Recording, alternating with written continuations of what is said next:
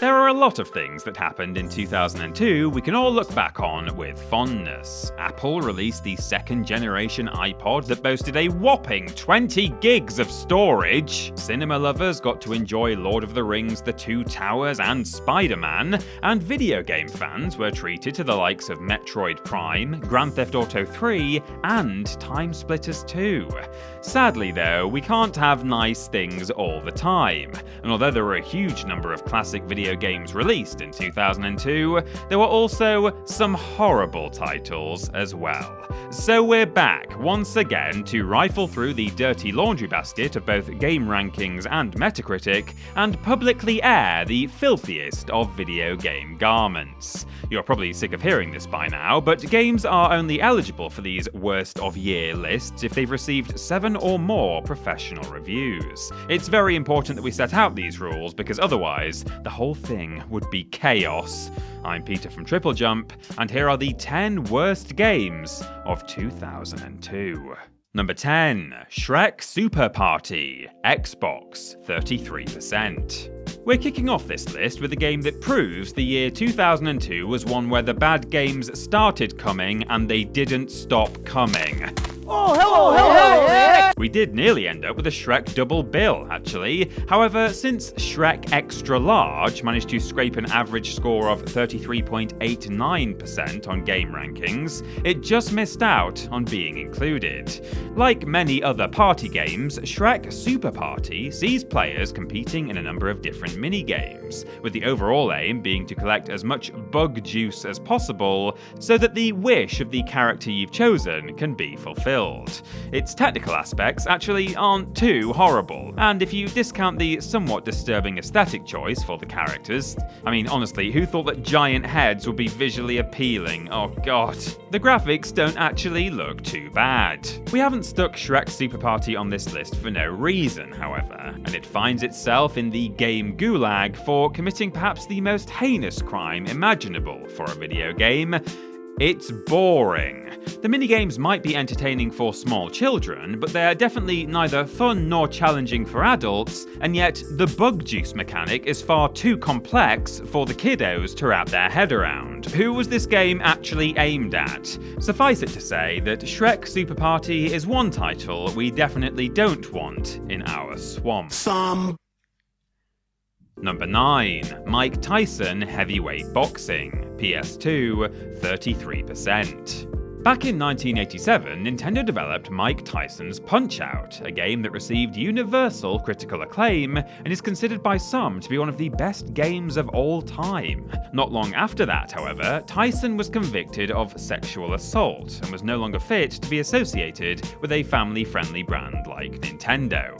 Still, that wasn't the end of his foray into video games, as the license to use his likeness was picked up by Codemasters, who released not one, but 2 pretty pants boxing games in the early 2000s. One of said games was Mike Tyson Heavyweight Boxing, a game that really had no idea what it wanted to be. The problem was, it was trying to appeal to fans of fighting games with its combo-centric approach, but it was also trying to be a realistic boxing simulator, and naturally, it failed at both. Other complaints were levelled at the unbalanced AI, which would be stupidly easy to defeat one moment, then knock players out the next, as well as the wonky collision detection and the fact that the whole screen looked like it had been squashed. In short, being punched repeatedly in the head in real life would probably be more fun than spending an afternoon with Mike Tyson Heavyweight Boxing. Number 8. Demon World Dark Armies, PC, 33%. Here we have yet another game rated 33% on average, only this one was described by one reviewer as being so incredibly bad that it must have been the work of the devil. Even Satan himself has standards though, and we can't imagine that he will be willing to endorse this steaming pile of Demon World Dark Armies was based on the war game Demon World. excelled, but failed to capture any of the charm of its tabletop counterpart. Graphically, the game is a joke and sports some of the worst frame rates that players had ever seen. The controls were clunky and confusing, the AI was riddled with issues, and the actual gameplay was needlessly difficult due to the fact it costs gold to replenish your units, but gold is really hard to come by. So little care was taken by the developer and publisher that several parts of the game had not been translated, leaving players baffled when it came to understanding the plot, and even the title of the game was inconsistent between the box art and the menus, with the latter claiming it to be called Demon World 2. Thankfully, Demon World Dark Armies is the only game of its kind, and no one had to be subjected to any sort of sequel. Number 7. Bruce Lee Quest of the Dragon, Xbox 32%. Oh Bruce, what have they done to you? They've massacred my boy! Dramatic reenactments of the first time I played Bruce Lee Quest of the Dragon aside, it's not unfair to call the game disappointing. After all, there was a great deal of pre-release hype attached to it, but when it was finally published, players were left feeling like they'd been karate chopped in the face. Bruce Lee Quest of the Dragon follows a young Bruce as he attempts to rescue his kidnapped father and retrieve the mysterious golden relic from the hands of mobsters. As interesting a concept that might be, unfortunately the execution was totally bungled. Quest of the Dragon was universally panned by critics, who complained about everything from the graphics, which were poor even for the time, the wonky controls and combat lock-on mechanics, and the game's frequent loading screens. It's also badly voice acted, the plot didn't make sense, and it didn't even give the player any tutorials, meaning they were left to fumble their way around the controls until they could just figure it out for themselves. What should have been a triumph of a fighting game ended up being a shoddy mess, one that no doubt had the legend himself rolling over in his grave. Number 6. NFL Blitz 2003, Game Boy Advance 29%. It's really rather tragic to see NFL Blitz 2003 on this list, as on most platforms it was a decent game, garnering respectable reviews on PlayStation 2, Xbox, and GameCube. The Game Boy Advance version, on the other hand, was torn apart by almost every critic that had the misfortune to play it. Unlike its less portable counterparts, players found the graphics were horrible, and though the capabilities of the system could be blamed for a degree of downgrading, it's impossible to declare the Game Boy Advance to be completely at fault. After all, there were plenty of far better looking games available for the console at the time. Even if players could get past that, however, it was still awful to play. Not only did the game's frame rate render the thing darn near unplayable, but the hideously unbalanced AI meant that even the most determined players were unable to win a game. Perhaps the most galling thing, though, is that the same developer had been responsible for the horrible Game Boy Advance edition of NFL Blitz 2002. And not only had they not learned from their previous mistakes, but they'd somehow managed to make things worse for the 03 outing. Touchdown?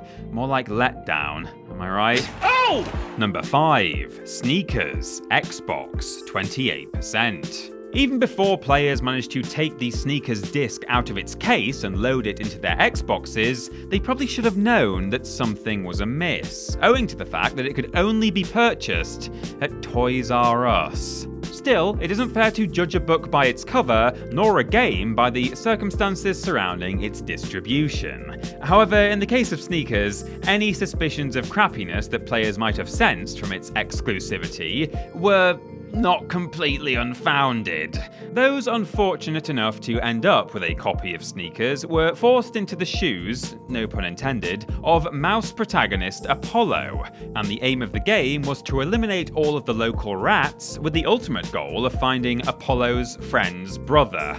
Admittedly, the game's target audience is young kids, but even so, this lacks any semblance of challenge, and both the hide-and-seek and the squad-based battle modes are insultingly easy.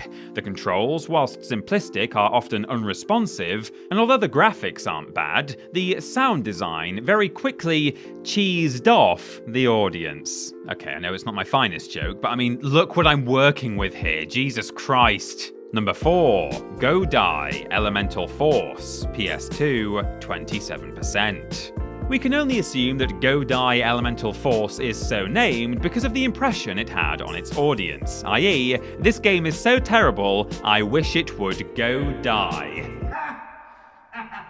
The game's plot follows Hiro, a young ninja who must master the magic of the elements and prevent the evil Akunin from taking over the world. Whilst that might sound quite epic, Go Die Elemental Force is completely botched from beginning to end. Aside from the usual suspects, i.e. poor graphics, a wonky camera, and clunky controls, Go Die's main problem stems from the fact that it seemingly attempts to draw from the cultures of the Far East, but without giving the impression that those behind the game had anything more than a very basic knowledge of what they were actually trying to represent. The fact that sushi is used to replenish health, for example, feels a bit lazy, and the characters all look like they were designed by someone whose only information about Far Eastern cultures came from watching about half an hour of M. Night Shyamalan's awful version of The Last Airbender.